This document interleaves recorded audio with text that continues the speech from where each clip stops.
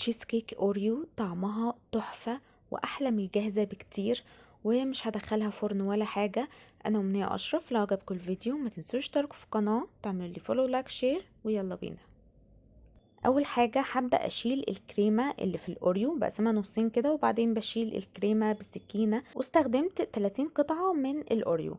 لو حابين طبقة البسكوت تكون كبيرة شوية فاستخدموا 2 باكت كمان عليهم. هشيل بقى الكريمة على جنب وهفرم بقى البسكوت. وكده البسكوت اتفرم. هضيف بقى عليه ربع كوباية من الزبدة السايحة.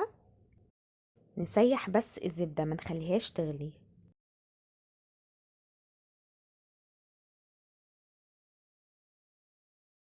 هخلط بقى البسكوت مع الزبدة كويس قوي. وهستخدم برضو ايدي علشان اتأكد ان البسكوت اختلط كويس جدا بالزبدة، ونوصل لقوام كده يكون مرمل. في صينية بقى التشيز كيك او ممكن تستخدموا اي صينية، هبدأ انزل بقى البسكوت.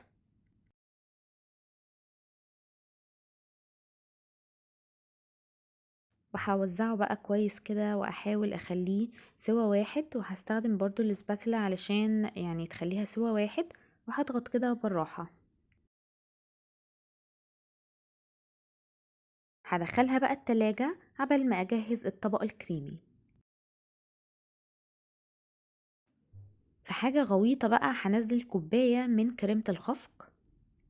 وهبدأ بقى بالمضرب الكهرباء كده اخفق لغاية ما اوصل لقوام يكون متماسك كده، هنشوفه دلوقتي زي الكريم شانتيه. وكريمة الخفق لازم تكون باردة، يعني لازم قبل ما استخدمها اكون لسه مطلعاها من التلاجة. هي كده قوامها تمام جدا. هضيف عليها بقى علبة من الزبادي تكون حجمها كبير. هضيف كمان علبة من الجبنة الكريمي. ممكن تستخدموا اي نوع من الجبنة الكريمي، انا استخدمت دومتي. حلوة جدا وسادة، لازم تكون سادة الجبنة. ممكن تستخدموا كمان الجبنة الكيري، اي نوع جبنة انتوا بتفضلوه. ودي 220 جرام. هضيف كمان نص كوباية من السكر البودر. ممكن تضيفوا معلقتين كمان لو بتحبوا الحاجة شوية مسكرة، وكمان معلقتين من اللبن البودر، فالسكر حسب الرغبة. وهضيف بقى الكريمة اللي كنا شايلينها من الأوريو.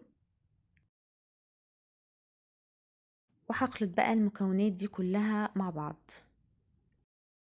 عملتها الأول على سرعة هادية، وبعدين بقى هستخدم أعلى سرعة وهبدأ أضرب دقيقتين 3 كده كويس لغاية ما نوصل لقوام كريمي.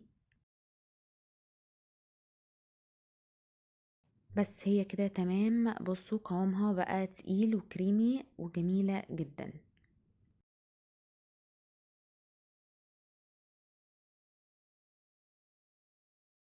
هسيبها بقى على جنب واجهز الجيلاتين. هستخدم معلقة كبيرة من الجيلاتين، وهضيف عليها ربع كوباية من المية المغلية، بس هنزل بالتدريج وفي نفس الوقت اقلب كويس جدا وانا بنزل المية. هستمر في التقليب لغاية ما الحبيبات كلها تدوب وما يبقاش فيه اي حبيبات. كده تمام، الجيلاتين جاهز معانا. هضيف عليه بقى معلقتين 3 كده من الطبق الكريمي، وهقلب بقى كويس جدا.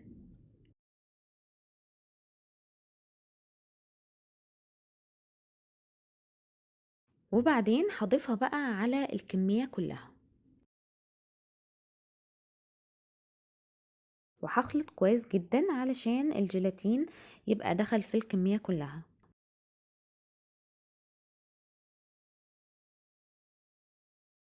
هضيف بقى كمان باكت كده من الفانيليا. بس هي كده تمام جدا. هجيب بقى باكت من البسكوت الاوريو وهبدأ وهو مقفول اكسره بالطريقة دي.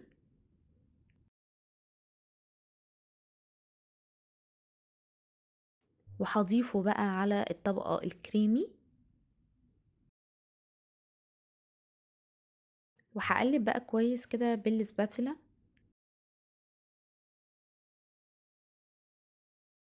بس هي كده تمام جاهزة معانا. هجيب بقى البسكوت من التلاجة وهبدأ اضيف الطبقة الكريمي عليها.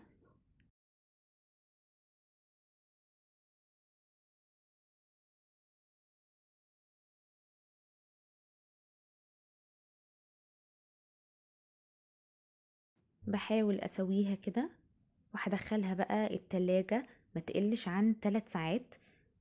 التشيز كيك كل ما بتقعد وقت اطول في التلاجة كل ما بتكون طعمها احلى. بعد ما طلعتها بقى من التلاجة هستخدم السكينة كده من الحرف علشان تطلع معايا بسهولة.